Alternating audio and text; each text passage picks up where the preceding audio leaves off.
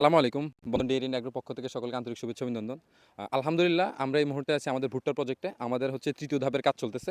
আর এই ৩য় ধাপের কাজের মধ্যে একেবারে প্রধান যে কাজটা সেটা হচ্ছে কেল করা এবং পানি সেচ দেওয়া।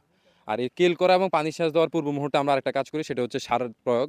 আর যদিও আমরা এর আগে জমি চাষের সময়, জমি লাগানোর সময় আমরা পর্যাপ্ত পরিমাণে সার দিয়ে দিয়েছি, জৈব সার এবং রাসায়নিক সার, ভিটামিন সহ আমরা সবকিছু দিয়ে দিয়েছি। এরপরও সেচের পূর্ব মুহূর্তে আসলে সারের প্রয়োজনীয়তা আছে। গাছের সঠিক বৃদ্ধি, গাছের গোড়া মজবুতকরণ এবং তার যে গ্রোথ এটার জন্য আসলে এই সারটা খুবই প্রয়োজন। যেহেতু সেচের পূর্বে সারটা দিলে আসলে ভালো হয় কি, সারটা একেবারে পুরো জমিতে আসলে সব জায়গায় ভালোভাবে কাজ করবে। তো আমরা এই মুহূর্তে যে সারটা প্রয়োগ করছি সেটা হচ্ছে ডিউপি, ইউরিয়া, তার সাথে হচ্ছে সালফার। আর এই সারগুলোর আসলে বেসিক কাজ হচ্ছে গাছের গঠনটাকে ভালো করা, গোড়া মজবুত করা, শিকড়টা আসলে ভালোভাবে সে ছড়াবে এবং তার বৃদ্ধিটা আসলে একেবারে সুন্দর মতো তার বৃদ্ধিটা নিয়ে আসবে। তো এই মুহূর্তে আপনারা দেখতে পাচ্ছেন আমাদের কেল করার কাজ চলতেছে। তো আমরা আসলে ধাপে ধাপে কাজগুলো করার চেষ্টা করতেছি। এটা আসলে যেহেতু আমরা আপনাদেরকে আগেই বলেছি আমরা কয়েক ধাপে কাজ করছি। কারণ আমরা যেহেতু আমাদের অলমোস্ট আমাদের ৬ বিঘার মতো আমরা জমি ভুট্টা চাষ করেছি। তো আসলে এতগুলা জমি আসলে একসাথে কাজ করা যায় না।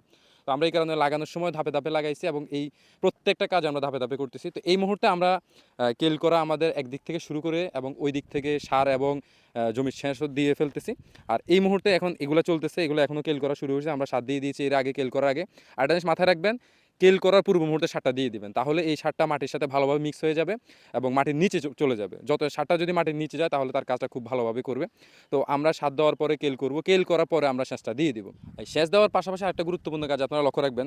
আসলে যদিও আমাদের জার্মিনেশনটা খুবই ভালো ছিল, অলমোস্ট 95% এর মতো। তারপরে আমাদের যে 5% ছিল, আমরা সেটাও আসলে এর পরবর্তীতে কিছু দানা আবার লাগিয়ে দিয়েছিলাম ভুট্টার। তারপরও আসলে এগুলো অনেকগুলো উঠছে, অনেকগুলো উঠে না। যেহেতু জমি একেবারে শুকিয়ে গেছিলো, যার কারণে আসলে ওই জার্মিনেশনটা ভালো হয় নাই। তো আমরা এই মুহূর্তে যেটা করি সেটা হচ্ছে আমরা এক্সট্রা কিছু কেল দিয়ে দিয়েছিলাম। আপনাদেরকে আমরা দেখাইছিলাম যে আমরা জমিনে অনেকগুলো এক্সট্রা কেল দিয়েছি, যেগুলো থেকে চারাগুলো নিয়ে আমরা যে জায়গাগুলো মিসিং আছে ওইগুলোতে লাগিয়ে দিব। তো আমরা এই কাজটাও করতেছি এবং এটা লক্ষ্য রাখবেন, এটা যখন করবেন তার পরে যে পানিটা দিয়ে দেওয়ার চিন্তা করবেন। কারণ পানিটা যদি না দেন তাহলে এই চারাগুলো ঠিকভাবে টিকবে না। তো কেল করার পরে আপনারা চারাগুলো খুঁচি দিয়ে দিতে পারেন, যেটা আমরা আমাদের ভাষায় আমরা খুঁচি বলি। ওটা দিয়ে দেওয়ার পরে পানিটা দিয়ে দিলে ইনশাল্লাহ আশা করি একেবারে 90% সম্ভাবনা থাকে ওই চারাটা টিকে যাবে। এই মুহূর্তে আমাদের এই ভুট্টার প্রজেক্টের আসলে বয়স হচ্ছে 30 থেকে 35 দিন। আমরা গড়ে ধরে নিতে পারি আসলে এটা 30 দিনের মতো আমাদের এই চারাগুলোর বয়স। তো এই চারাগুলোর এই বয়সে এসে আমরা এই কাজটা করতেছি এবং আমাদের যে পরবর্তীতে যে কাজ থাকবে সেটা হচ্ছে আসলে আমাদের এখানে কিছু মাজরা পোকার আক্রমণ আছে। এটা আসলে একটা কমন বিষয়, যারা ভুট্টা চাষ করেন এই বয়সে এসে আসলে ভুট্টা গাছে এই ইয়েটা হয়, পোকাটা দেখা যায়।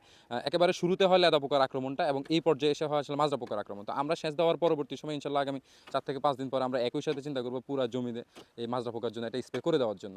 তো এই হচ্ছে আসলে সাময়িকভাবে আমাদের এই ৩য় ধাপের কাজ অথবা ৪র্থ ধাপ যেটা বলে আমাদের এই কাজটা। এরপর আসলে বেসিক তেমন কোনো কাজ থাকবে না ইনশাল্লাহ। এরপর আপনারা আপনাদের সিচুয়েশন অনুযায়ী, জমিনের অবস্থা অনুযায়ী যদি সার প্রয়োগ করা লাগে, কীটনাশক প্রয়োগ করা লাগে সেটা করবেন। আর সকলে সুস্থ থাকবেন, ভালো থাকবেন, আমাদের জন্য দোয়া করবেন। আসসালামু আলাইকুম।